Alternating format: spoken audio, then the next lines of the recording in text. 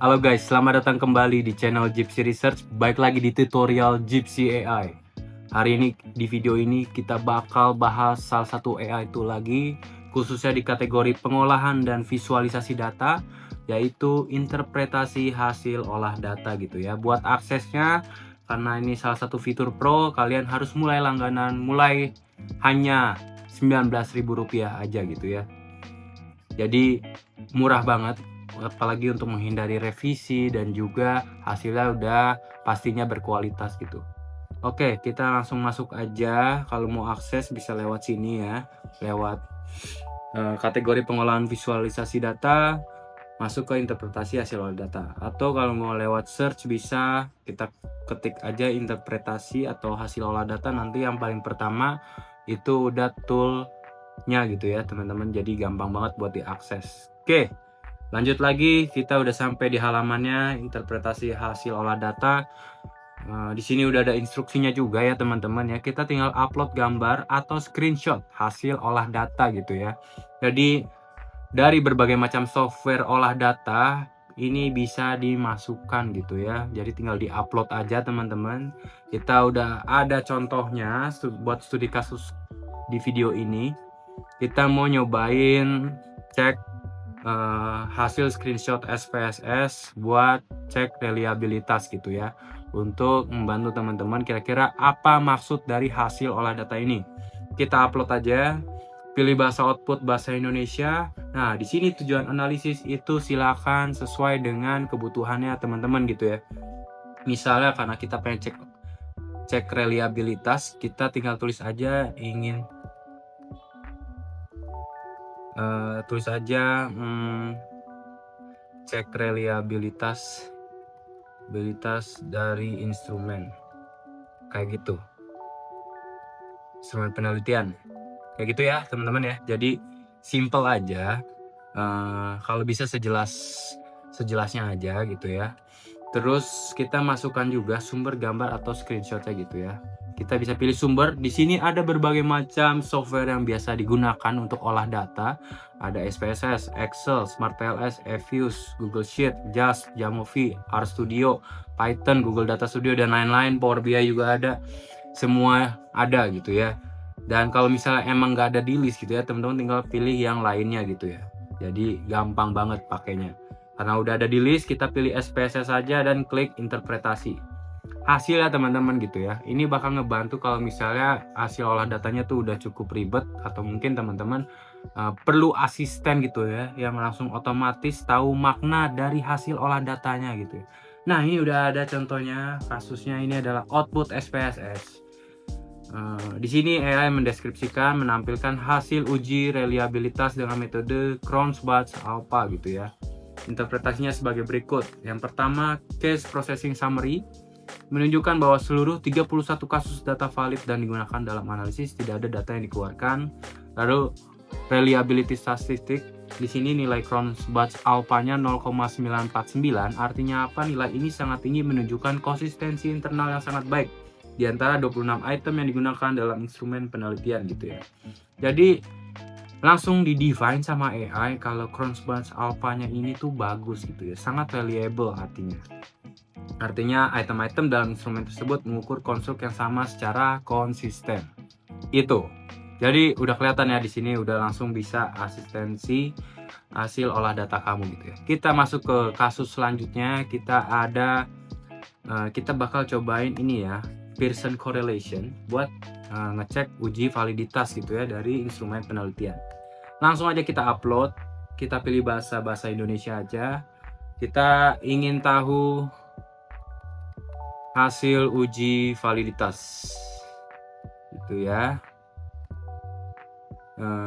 Instrumen atau kuesioner, coba kuesioner atau instrumen aja deh, instrumen penelitian gitu ya, instrumen penelitian kayak gini.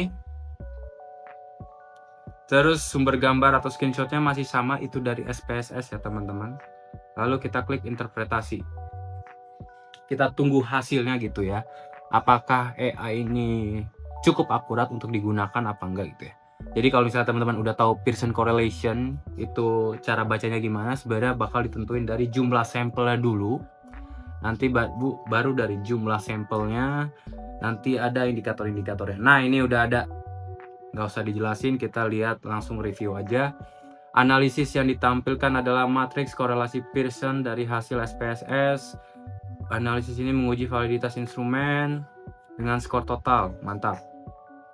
Oke, secara umum matriks ini menunjukkan korelasi yang signifikan antara sebagian besar item pertanyaan dengan skor total. Mantap, itu benar. Nilai korelasi ditunjukkan oleh angka desimal, sedangkan nilai signifikansi ditunjukkan di bawahnya. Oke, ini udah ada ya contoh interpretasi beberapa itemnya ya. Korelasi sangat kuat, HTT4 dan total gitu ya. R sama dengan 0,723, dan ini harusnya udah di atas gitu ya.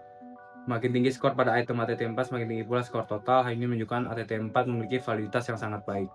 Kayak gitu. Nah, jadi udah diinterpretasiin semua dan hasilnya bisa dibaca di sini ya. Ada yang kuat, sangat signifikan, ada yang sedang dan signifikan, ada yang lemah dan tidak signifikan. Jadi AI bisa langsung baca hasil screenshot yang kita upload gitu ya teman-teman. Dan ini kisah kita bantuin kita buat evaluasi lebih lanjut, kira-kira instrumennya udah cukup baik apa belum gitu ya, secara otomatis kayak gitu teman-teman. Oke, lanjut lagi. Setelah hasil olah data uji validitas, kita masuk ke kasus lainnya. Kita bakal nyobain metode lainnya, yaitu SampleLS. Ini screenshot dari Smart PLS harusnya. Kita upload aja, terus kita pilih bahasa output yaitu Indonesia. Tujuan analisis mengetahui hasil olah data SampleLS gitu ya.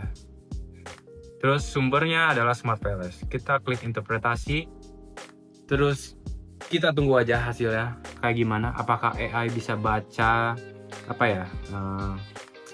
gambar tersebut ya, yang menurut gua cukup kompleks gitu ya. Menurutku cukup kompleks untuk bisa dilihat kalau misalnya kita orang awam gitu. Apakah AI ini akan bisa baca? Nah, udah ada hasilnya guys. Hasil screenshot dari Smart PLS gitu ya. Ini metode SampleLS modelnya. Nah, kita bisa baca aja gambar ditampilkan bukan inner model hasil data SampleLS menggunakan software Smart PLS. Hubungan antara variabel latent FOMO, celebrity endorsement, personal branding terhadap perceived value, dan selanjutnya perceived value terhadap impulsive buying. Mantap. Nah, ini dia dibaca ya, nilai auto loading, variabel latentnya cukup tinggi di atas 0,7. Terus ini ada inner modelnya, koefisien jalur sebesar 0,347, koefisien jalur sebesar 0,56. Buat yang variabel lainnya. Dan sini bisa dibaca aja teman-teman, cukup detail ya, sangat komprehensif untuk hasil screenshot yang tadi kompleks juga gitu. Jadi teman-teman gak usah ragu lagi, ini AI-nya udah sangat membantu kita buat olah datanya, terutama bantu kita interpretasi data gitu ya. Kadang yang susah dari interpretasi data itu hasil olah datanya kita nggak tahu nih gimana cara jelasin yang oke-nya gitu ya, buat penulisan kita nanti di karya tulis kita gitu ya, deskripsi, tesis, disertasi, atau artikel ilmiah kayak gitu. Ini ada nilai R-square-nya juga bisa kebaca ya, udah kebaca. Mantap. Dan ini kesimpulannya, hasil analisis SampleLS ini menunjukkan bahwa FOMO, celebrity endorsement, dan personal branding berpengaruh positif dan signifikan terhadap perceived value. Selanjutnya, perceived value berpengaruh positif dan signifikan terhadap impulsive buying. Model ini menjelaskan varian perceived value dengan baik, namun masih terdapat faktor-faktor lain yang mempengaruhi impulsive buying yang tidak tercakup dalam model ini. Kayak gitu. Jadi, wah, ini ngebantu banget. Apapun metodenya, modelnya sudah sangat membantu kita dalam pengolahan data. Dan yang terakhir, kita apakah ada kasus lagi? Nah, ini kalau nggak salah ini Fast Viewer, cuman gambarnya 3GP gitu ya. Nah, cuman sengaja kita pengen nyoba apakah bisa baca apa enggak gitu ya AI-nya. Pakai bahasa Indonesia aja. Interpretasikan gambar hasil olah data, hasil screenshot Fast Viewer word ini gitu. Jadi kalau belum tahu ada yang belum tahu tentang Fast Viewer gitu ya, ini biasanya bakal berguna ketika kita lagi nyari literatur review atau gap penelitian gitu ya. Jadi flow-nya itu kita sambil klik dulu. Flow-nya itu kita kayak nyari apakah penelitian-penelitian terdahulu itu ada bahas di topik yang sama dan apakah ada kebaruannya gitu. Intinya gitulah. Semakin hubungan antar topiknya tuh jauh, itu sebenarnya gap penelitiannya makin gede gitu. Intinya gitu ya. Jadi silakan teman-teman dalemin dulu aja Force Viewer itu apa. Kita belum ada kelasnya, cuman kalau misalnya mau kelas yang tentang bahas Force Viewer ini, di komen aja guys di channel YouTube ini, di video ini, oke? Lanjut lagi, gambar tersebut merupakan visualisasi jaringan network visualization yang dihasilkan oleh Force Viewer. Visualisasi ini menggambarkan hubungan antara kata kunci atau istilah yang diekstrak dari sekumpulan data teks. Itu ya penjelasannya AI ya, lebih jelas dibandingkan yang saya jelaskan sebelumnya. Nah ini interpretasinya. Oh, dia udah baca beberapa kata-kata yang ada di dalamnya. Ada course analysis, scientometrics, degree of collaboration. Jadi bahkan gambar 3GP aja bisa dilihat sama AI-nya gitu ya. Kata kunci course analysis, scientometrics, dan degree of collaboration tampak menonjol. Kita lihat lagi hubungan antar cluster, beberapa cluster tampak lebih terhubung daripada yang lain. Nah, udah kita baca kesimpulannya langsung. Visualisasi ini memberikan gambaran umum tentang lanskap penelitian terkait topik yang dianalisis, yang menunjukkan tema-tema utama, kata kunci penting, hubungan terkonsep, dan seterusnya. Analisis ini tidak menunjukkan signifikansi statistik dalam arti tradisional p-values, tapi menunjukkan signifikansi tematik berdasarkan frekuensi kemunculan dan koakurensi kata kunci gitu ya. Jadi hasilnya itu sebenarnya ada di interpretasi ini sih teman-teman ya, yang lebih jelasnya gitu ya, dari apa hasil interpretasi dari AI-nya gitu. Kayak gitu ya, kita bisa melihat cluster di sekitar course analysis, scientometrics, degree of collaboration, dan lainnya, mengindikasikan ada beberapa tema utama dalam kumpulan data yang dianalisis. Kayak gitu. Jadi hampir semua hasil olah data screenshot itu dicoba aja teman-teman, dan nanti AI bakal ngebantuin gitu ya.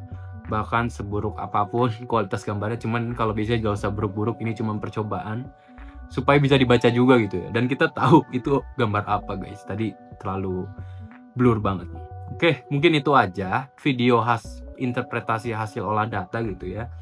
Jangan lupa like, comment, dan share video ini apabila berguna gitu ya. Silahkan share ke teman kalian juga yang lagi skripsian, tesis, atau disertasi, atau nulis artikel ilmiah. Jangan lupa subscribe channel YouTube kita, dan juga follow Instagram dan TikTok kita @gypsyresearch.